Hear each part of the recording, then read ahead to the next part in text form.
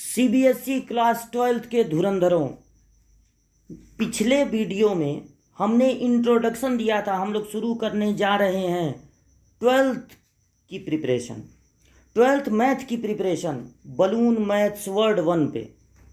तो पिछले वीडियो में हमने आपको थोड़ा सा इंट्रोडक्शन दिया था, बताया था कि कौन कौन से चैप्टर आपको पढ़ने हैं और आपसे ये भी कहा था कि आपको नोट्स बनाना है। आप एक कॉपी और 2 कलर की पेन ले लीजिए।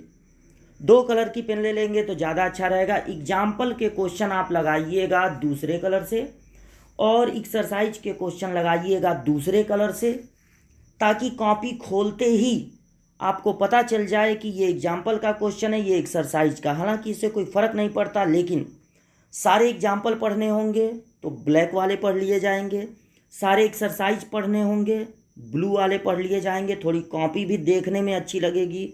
और हम लोग एक काम करेंगे, कॉन्सेप्ट को खूब क्लियर आपको नोट करना है। और कॉन्सेप्ट नोट करने के बाद जब हम लोग क्वेश्चन लगाएंगे तो देखिए, कुछ क्वेश्चन नॉर्मल तरीक़ों से लगते हैं और कुछ क्वेश्चन में कुछ खास काम करना पड़ता है। तो जिस क्वेश्चन में कुछ खास काम करना पड़े उन पर हम एक अपना मार्क बनाएंगे। जैसे हमने मार्क बना दिया स्टार, स्टार मार्क हम लोगों ने बना दिया ऐसे, या हैज मार्क हमने ले लिया।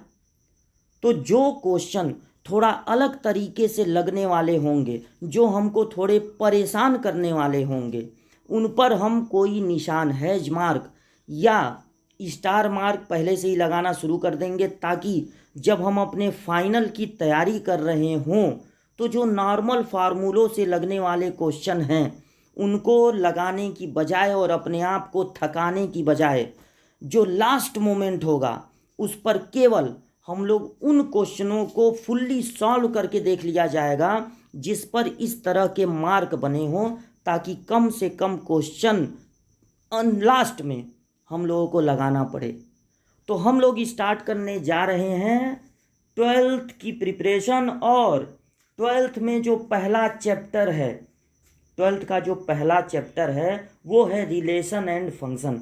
ऐसा चैप्टर जो कि फर्स्ट ईयर में भी था, लेकिन जैसा कि हम आप लोगों से प्रॉमिस किए हैं कि हम ये मानेंगे ही नहीं कि आप फर्स्ट ईयर पढ़े हैं। हम फर्स्ट ईयर आपके दिमाग से डिलीट हो गया है, ये समझ कर जब हम आपको पढ़ाएंगे तभी हम सारे बच्चों को कवर कर पाएंगे।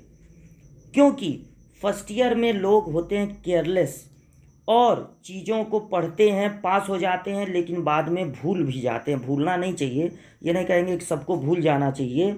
अगर आप फर्स्ट ईयर सेकेंड ईयर सब याद रखेंगे तभी आप कोई कंपटीशन निकाल पाएंगे। तो ये तो बड़ी अच्छी बात है कि फर्स्ट ईयर में ही छूट जाता है। कहीं ऐसा अगर होता कि फर्स्ट ईयर और सेकेंड ईयर दोनों मिला के बोर्ड का एग्ज़ाम होता, तब आप क्या करते? तब भी आप इतने ही परेशान होते। किसी आदमी के सर पर जितना बोझ रख दो, 2 किलो बोझ रख दो तो 2 किलो उसको ज़्यादा लगने लगता है, 10 किलो रख दो तो 10 किलो ज़्यादा लगने लगता है। तो अगर फर्स्ट ईयर सेकेंड ईयर दोनों मिलाकर बोर्ड होता तब भी आप इतने ही परेशान होते। अब फर्स्ट ईयर अलग कर दिया गया, सेकेंड ईयर अलग है, तब भी आप परेशान हैं। परेशान मत होइए, रेगुलर पढ़ाई आपको दिलाएगी सक्सेस। रेगुलर रहना बहुत ज़रूरी है किसी भी काम के लिए। तो चलिए शुरू करते हैं पहला चैप्टर रिलेशन एंड फंक्शन। लेकिन हम वो शुरू करें उसके पहले हम आपको उतनी जानकारी दे दें, फर्स्ट ईयर की बेसिक जानकारी, ताकि आपको relation and function second year का पढ़ने में कोई दिक्कत न हो। तो सबसे पहली बात जो आपको जाननी है वो है कि सेट क्या होता है। सेट, जब आप सेट लिखते हैं, सेट जो फर्स्ट ईयर का पहला चैप्टर है सेट, तो सेट होता है कलेक्शन ऑफ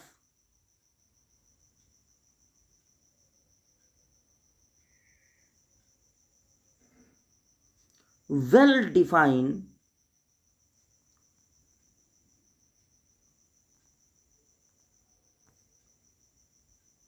ऑब्जर्वेशंस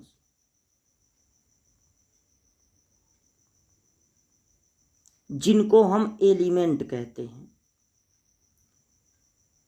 आपको पता होना चाहिए कि कुछ चीज़ें वेल डिफाइन होती हैं और कुछ चीज़ें वेल डिफाइन नहीं होती। अगर आप कहेंगे क्लास का लंबा लड़का, अगर मैम ने आपको बुलाया और कहा ये लो पेपर, और क्लास में जितने लंबे बच्चे हैं, tall student of the class, उनकी लिस्ट बनाओ, तो आप परेशान हो जाएंगे कि किसका नाम लिखें किसका नाम ना लिखें। अब दो बच्चों को आपने खड़ा किया, एक की हाइट इतनी दूसरे की इतनी, तो आपने दूसरे वाले का नाम नोट कर दिया। अब एक और बच्चा खड़ा हुआ जो उससे भी थोड़ा ऊंचा है, तो आप क्या करेंगे? जिसका नाम पहले नोट किए उसको काट के फिर उसका नोट करेंगे कि ऊंचा तो टॉल तो ये है, तो आपके लिए बड़ी दिक्कत वाली बात हो जाएगी। तो टॉल स्टूडेंट की अगर लिस्ट बनाने के लिए दे दी जाए तो वो वेल डिफाइन नहीं है। गुड क्रिकेटर, अब एक ही क्रिकेटर को कुछ लोग अच्छा कहते हैं कुछ लोग बुरा कहते हैं। तो गुड क्रिकेटर की लिस्ट आप बनाएंगे, आपका फ्रेंड भी बनाएगा। एक का नाम आप लिखेंगे, कहेंगे बहुत अच्छा लगता है हमको। दूसरा वाला कहेगा जब हम मैच देखते हैं तभी 0 पे आउट हो जाता है, इसका नाम नहीं लिखेंगे। तो एक ही क्रिकेटर को आप अच्छा कहेंगे, आपका दोस्त बुरा कहेगा। अब किसको अच्छा कहा जाए किसको बुरा, ये वेल डिफाइन नहीं है। लेकिन जो प्राइम नंबर हैं, कंपोजिट नंबर हैं, नेचुरल नंबर हैं, ट्रायंगल्स हैं, लाइन हैं, वे वेल डिफाइन हैं। तो जब हम वेल डिफाइन ऑब्जर्वेशन या एलिमेंट्स को लेकर एक जगह कलेक्ट कर देते हैं, जैसे हमने लिखा AEIOU,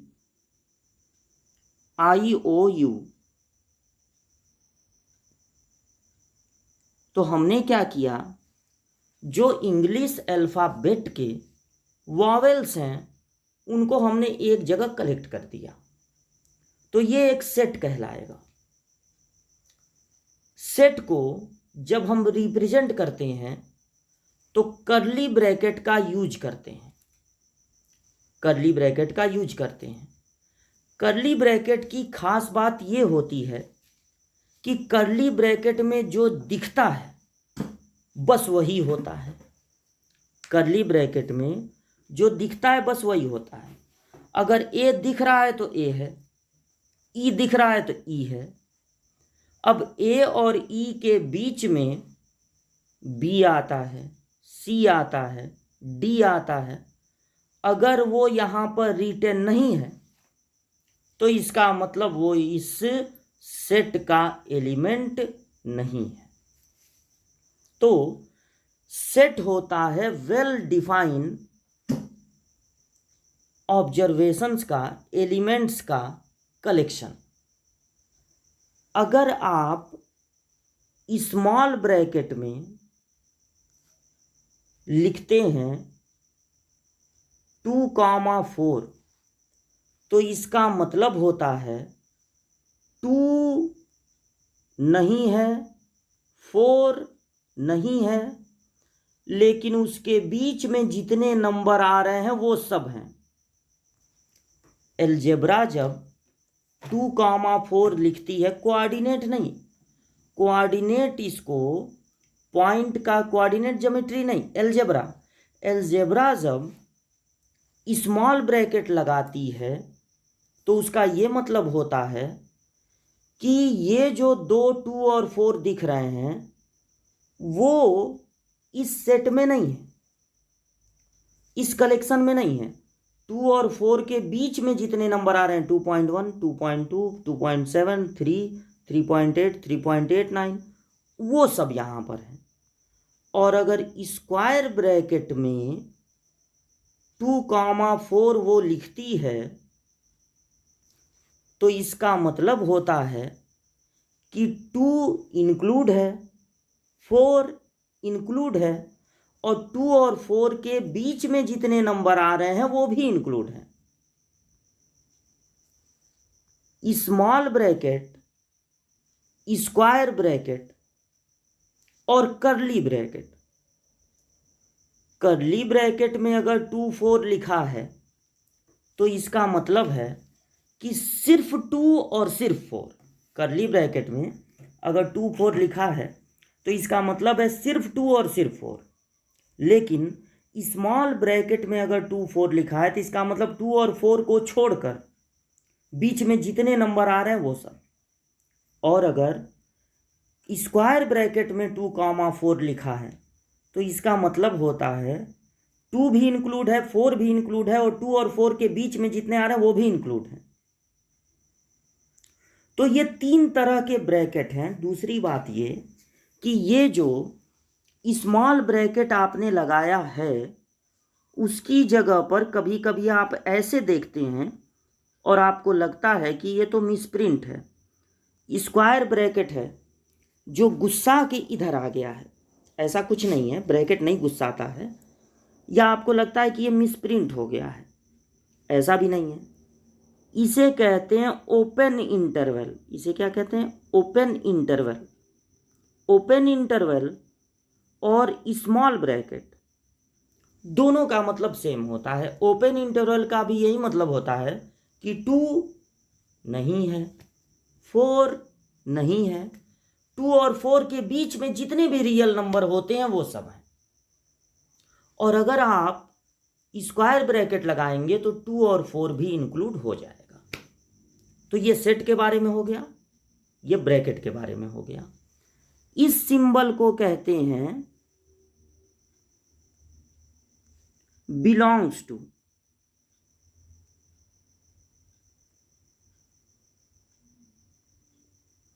और इस सिंबल को कहते हैं डज नॉट बिलोंग्स टू, मतलब पढ़ते इसको ये हैं।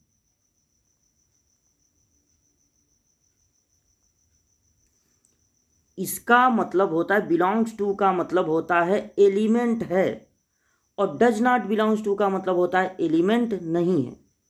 ये हम आपको फर्स्ट ईयर की बातें बता रहे हैं क्योंकि हम तो ऐसे ही पढ़ाएंगे। हम ये मानकर पढ़ाएंगे कि आप फर्स्ट ईयर में 0 हैं, और हम पहले फर्स्ट ईयर की उतनी जानकारी दे देंगे। कोई भी चैप्टर शुरू करेंगे तो फर्स्ट ईयर की इतनी जानकारी दे देंगे कि सेकेंड ईयर के इस चैप्टर को पढ़ने में आपको कोई दिक्कत ना हो। अच्छा, आपके पास एक सेट है जिसमें 2 4 8 लिखा है, तो इस सेट का नाम है सपोज कीजिए ए। अब हम कहेंगे कि 2 एलिमेंट है ए का और 7 एलिमेंट नहीं है ए का। यानी हम कहेंगे कि 2 belongs to A, 7 does not belongs to A. अब आप फर्स्ट ईयर में पढ़ते हैं सबसेट।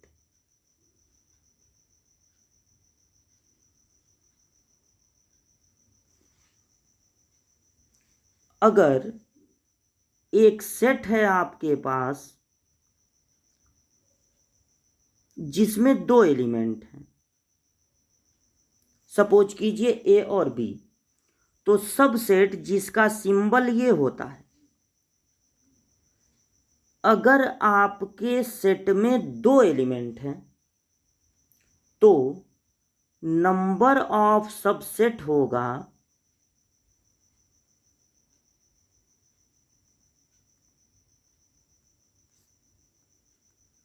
2 पे पावर 2।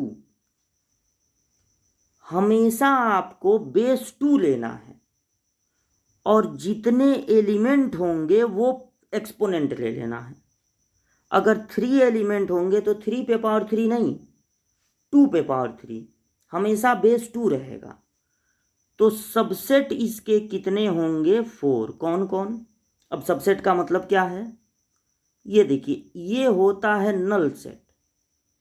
आप एक ब्रैकेट बनाएं, कर्ली ब्रैकेट, और उसमें कुछ लिखें ही ना, यानी कि उसमें कोई एलिमेंट है ही नहीं, उसमें कोई एलिमेंट है ही नहीं, तो इसको कहते हैं नल सेट, एम्प्टी सेट। तो एम्प्टी सेट हो गया। फिर एक एक ले लीजिए, सिर्फ ए और सेट बना दीजिए, सिर्फ बी और सेट बना दीजिए, फिर दोनों को ले लीजिए ए एंड बी। तो बताएं आपको कि सब सेट क्या होता है। सब सेट वो सेट होता है जो अगर इसमें खोजा जाए तो मिल जाए। जैसे ए को इसमें ढूंढेंगे तो मिल जाएगा, बी को इसमें ढूंढेंगे तो मिल जाएगा, और अगर ए बी को इसमें ढूंढेंगे तो मिल जाएगा। तो सब सेट वो सेट होता है जो इसी सेट के एलिमेंट से बनता है, या तो एक एलिमेंट लेकर, या सारे एलिमेंट लेकर, या दो एलिमेंट लेकर। और राज की बात, जो नल सेट होता है वो सारे सेट का सबसेट होता है, क्योंकि वो सारे सेट में मिल जाएगा। जैसे मान लीजिए ए है समोसा और बी है कचौड़ी। ए है समोसा, बी है कचौड़ी। अब होटल में अगर समोसा और कचौड़ी का होटल है, उसमें समोसा भी मिलता है, कचौड़ी भी। तो अगर आपको सिर्फ समोसा चाहिए मिलेगा, सिर्फ कचौड़ी चाहिए मिलेगा, समोसा और कचौड़ी चाहिए तो दोनों मिलेगा, और अगर कुछ ना चाहिए तो वो भी मिलेगा। अगर आपको कुछ चाहिए ही नहीं, ना समोसा ना कचौड़ी, तो वो तो सारे होटल में मिलेगा। कहीं जाके बैठ जाइए, कुछ नहीं चाहिए तो वो हर जगह मिलेगा। तो ये तर्क लेकर ये कहा जाता है कि जो नल सेट होगा, एम्प्टी सेट होगा, वो सारे सेट का सबसेट होता है। तो हमने आपको क्या बताया, सेट क्या होता है, और फिर क्या बताया, सबसेट क्या होता है। धीरे धीरे हम अपने 12th के ट्रैक पर आ रहे हैं, धीरे धीरे, लेकिन फर्स्ट ईयर की थोड़ी जानकारी देकर हम पहुंचेंगे वहां तक। अब आपको जानना है कार्टेशियन प्रोडक्ट ऑफ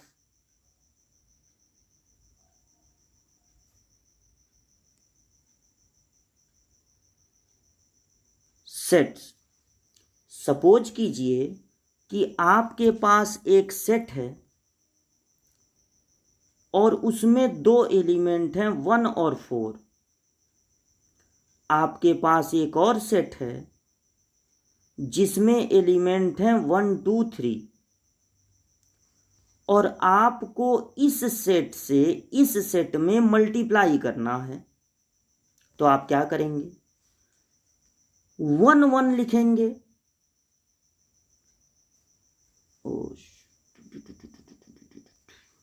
1 1।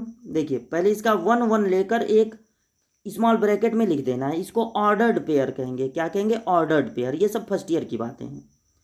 फिर 1 2 1 1 1 2 1 3, ऑर्डर्ड पेयर बनाते चले जाएंगे। फिर 4 1 4 2 4 3,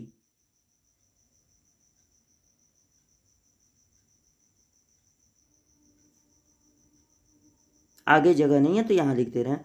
फिर इनके बीच में आप लगा देंगे कॉमा कॉमा कॉमा, और आगे पीछे कर्ली ब्रैकेट लगा देंगे, यानी ये भी एक सेट हो जाएगा। यहाँ पर 1 1 का मतलब है ऑर्डर्ड पेयर। अगर इसको क्वाड्रेंट में प्लॉट करना रहे तो एक्स एक्सिस पर 1, वाई एक्सिस पर 1 लेके प्लॉट भी कर सकते हैं। तो ए क्रॉस बी का मतलब हो गया ए के एलिमेंट और बी के एलिमेंट लेकर ढेर सारे ऑर्डर्ड पेयर बनाना। अगर इसमें 2 एलिमेंट हैं और इसमें 3 एलिमेंट हैं तो इसे हम इस तरह से शो करते हैं।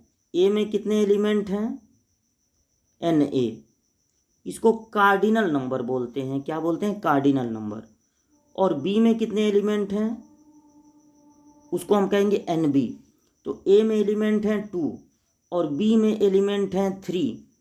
तो ए इंटू बी में कितने एलिमेंट होंगे, cardinal number of A cross B 2 3 जा 6। अब देख लीजिए, अगर इसमें 2 एलिमेंट हैं और इसमें 3 एलिमेंट हैं तो 1 2 3 4 5 6, इसमें 6 एलिमेंट हो गए। 6 एलिमेंट हो गए। तो हमने आपको क्या बताया, सेट क्या है, फिर क्या बताया, सबसेट क्या है। फिर क्या बताया, कार्टेशियन प्रोडक्ट ऑफ सेट क्या है। अब हम आपको बताने जा रहे हैं कि रिलेशन एंड फंक्शन जो चैप्टर का नाम है उसमें रिलेशन क्या होता है।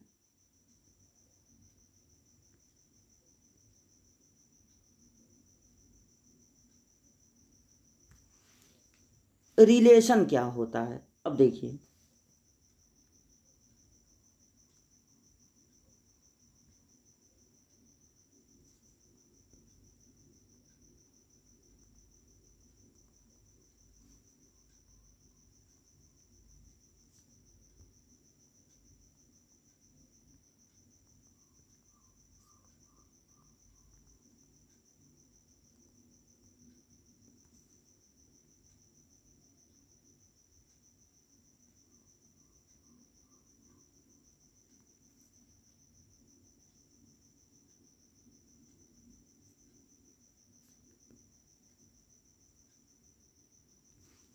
ये देखिए हमने क्या लिखा, अगर ए और बी दो सेट हैं तो ए से बी में रिलेशन का मतलब ये है, फिर से सुनिए, अगर ए और बी सेट हैं, दो ठो सेट हैं, तो ए से बी में रिलेशन का मतलब होता है ए क्रॉस बी का एक सबसेट, ए क्रॉस बी का एक सबसेट।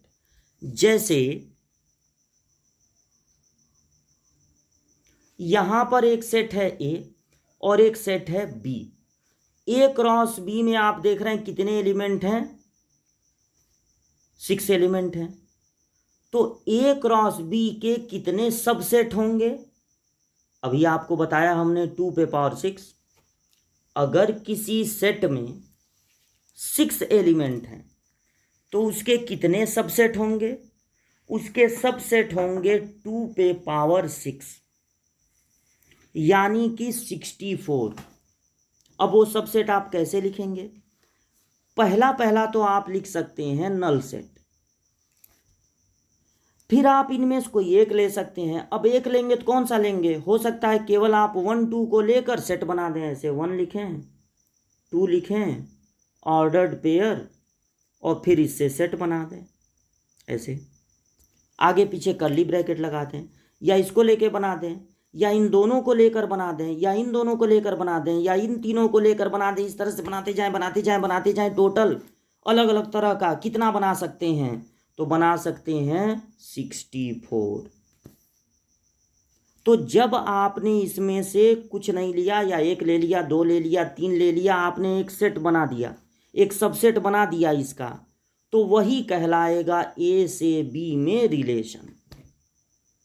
अब समझे क्यों आपको ये सब बता रहे थे, हमको बताना था ए से बी में रिलेशन का क्या मतलब है। तो पहले हम सेट बताए, फिर हम बता दिए कि सबसेट क्या होता है, फिर कार्टेशियन प्रोडक्ट बता दिए। जब ये तीनों आपके ध्यान में रहता, ये सब फर्स्ट ईयर में है, तब आपको पता चलता कि सेट क्या, कि रिलेशन क्या है। तो इस तरह से हमने बताया कि रिलेशन, अच्छा हाँ, इस तरह से हमने बताया आपको रिलेशन का डेफिनीशन। तो ये रिलेशन का एक डेफिनीशन हुआ, अगर आप दो सेट को ले लिए हैं, उनका कार्टेशियन प्रोडक्ट लिख दिए हैं, तो आप उसके रूप में सेट को इस तरह से डिफाइन कर सकते हैं कि if A and B are two sets, then relation between A to B will be, इसको ए टू बी पढ़ेंगे, relation between A to B will be a subset of A cross B. लेकिन दूसरे रूप में अगर आप relation को define करें, दूसरे रूप में अगर आप रिलेशन को डिफाइन करें, तो आप रिलेशन को ये भी कहेंगे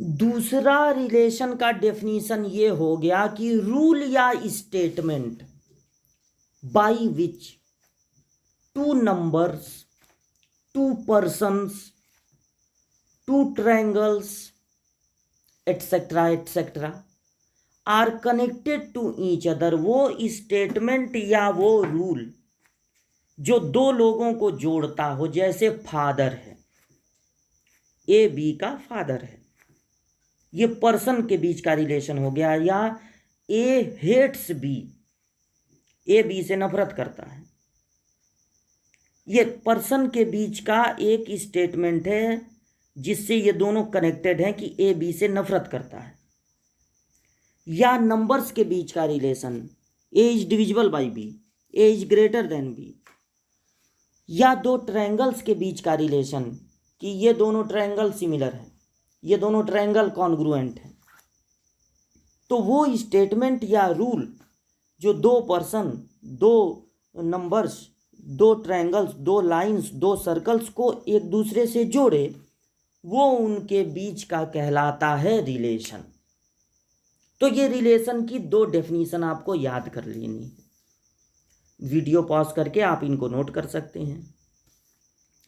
अब मेन जो टाइप ऑफ रिलेशन होते हैं वो आपको जानने हैं, लेकिन उसके पहले दो चीज और जानना है, एम्प्टी रिलेशन और यूनिवर्सल रिलेशन। अब आपको आगे जानना है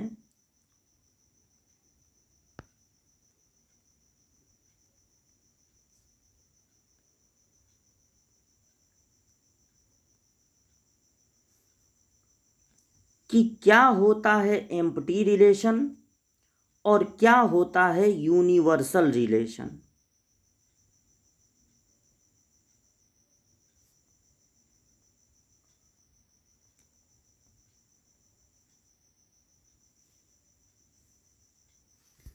empty relation and universal relation, actual में जब आप सेट बनाते हो,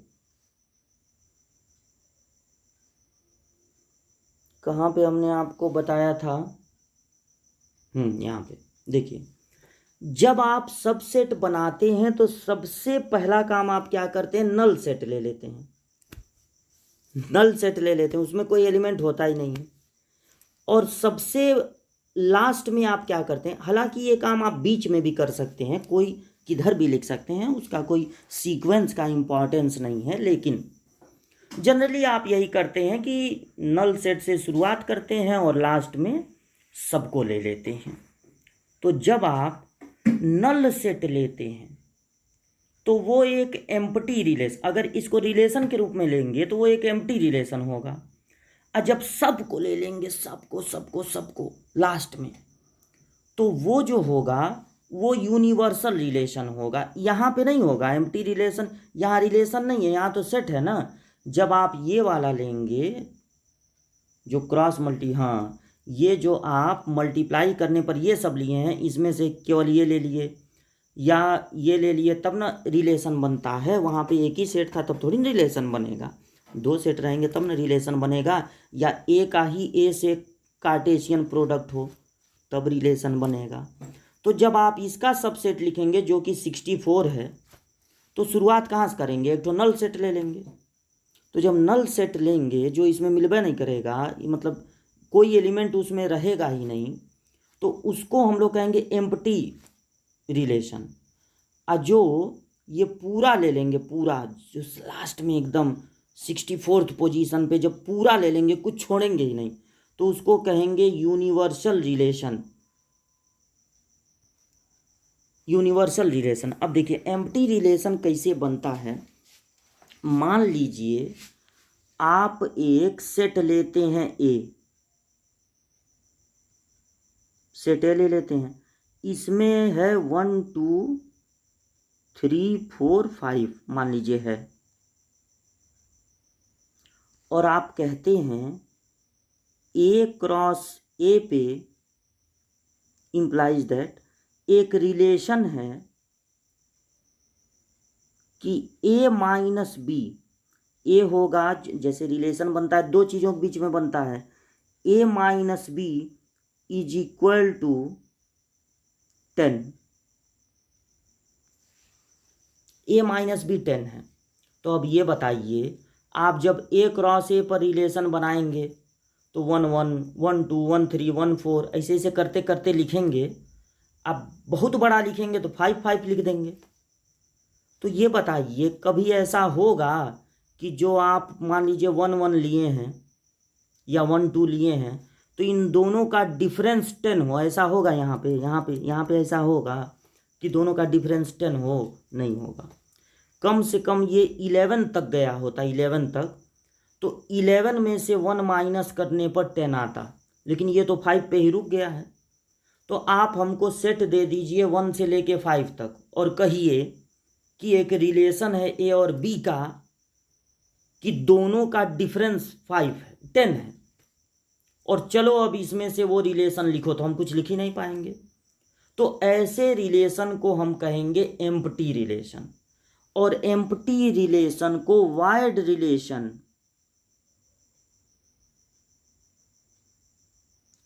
के नाम से भी जाना जाता है। इसका एक और नाम है, एम्प्टी को नल भी कहते हैं, नल रिलेशन भी आप कह सकते हैं, और इसे वाइड रिलेशन भी कहते हैं। ये भी जान लीजिए, वाइड रिलेशन भी इसी को कहते हैं। यूनिवर्सल रिलेशन का मतलब हो गया कि आप पूरा एक साथ ले लिए हैं। जैसे मान लीजिए इसी सेट के लिए आपको कह दिया जाए एक ऐसा रिलेशन बना, रिलेशन को भी आर से रिप्रेजेंट करते हैं कि ए माइनस बी लेस देन 10 हो। तो लो भाई, अगर आप 1 1 लेंगे तो दोनों को माइनस करने पे 0 आएगा, तो लेस देन 10 आएगा ही। अगर आप 1 5 लेंगे तो 1 में से 5 को माइनस करने पर -4 आएगा, तो वो -10 से छोटा होता ही है। तो इसका मतलब सब ले लो, कौन चिंता है? कोई चिंता नहीं है, सब ले लिया जाएगा। तो ऐसा भी रिलेशन हो सकता है कि ए क्रॉस ए पूरा उसमें मिल जाए। तो अब इसको देखिए हम लोग कैसे रिप्रेजेंट करेंगे, ये आपको एग्जाम्पल से समझा दिए। अब देखिए इसको मेन जो है हम ऐसे करेंगे कि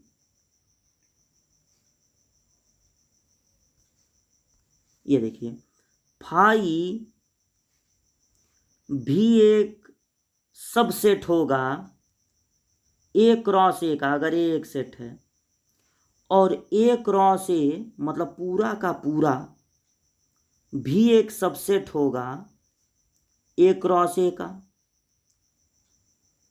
तो phi is known as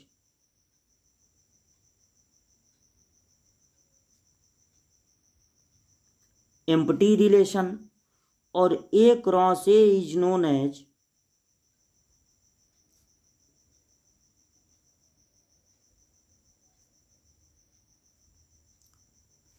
universal relation. तो एम्प्टी रिलेशन का मतलब हो गया, जब आप सबसेट बनाते हैं तो पहला सबसेट आप ये लेते हैं कि उसमें कोई एलिमेंट ही ना हो। और क्यों आप ऐसा करेंगे कि कोई एलिमेंट ही ना हो? जैसे मान लीजिए आपको 1 से 5 तक दिया गया और कहा गया कि इसमें से दो ऐसा ग्रुप बनाओ, दो का ऐसा ग्रुप बनाओ कि दोनों को माइनस करने पर 10 आए, तो बन ही नहीं पाएगा।